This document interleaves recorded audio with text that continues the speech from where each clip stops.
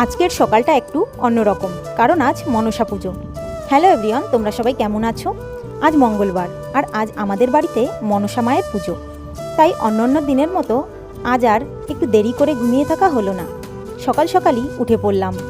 ঘুম থেকে উঠেই সোজা চলে এলাম ছাদে। বোনও এসেছে, কিন্তু ম্যাডাম তখন দিব্যি ঘুমের মধ্যে। তাই দুই মাম্মামকে সঙ্গে নিয়ে একটু ছাদে চলে এলাম। এদিকে নিচে মা তখন পুজোর আয়োজন করতে ব্যস্ত। ফুল, পুজোর জিনিসপত্র সব কিছুই এক এক করে সুন্দর করে গুছিয়ে নিচ্ছে। আমিও এবার স্নান করে পুজোর কাজে হাত লাগাবো। তার মধ্যে মা বলল, আজ ঘরের পুজোটা যেন আমিই দিয়ে দিই। আর হ্যাঁ, আজ আবার বাড়িতেও যেতে হবে, তাই সকাল থেকে বেশ ব্যস্ততা।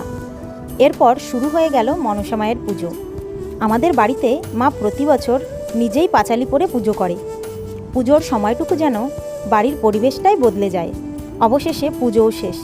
এখন একে একে সবাই আসছে প্রসাদ নিতে। এই সুন্দর সকালটার কিছু মুহূর্ত আজ তোমাদের সঙ্গে ভাগ করে নিলাম। আজকের ভিডিওটা তাহলে এখানেই শেষ করছি। সবাই ভালো থেকো, সুস্থ থেকো। সবাইকে টাটা।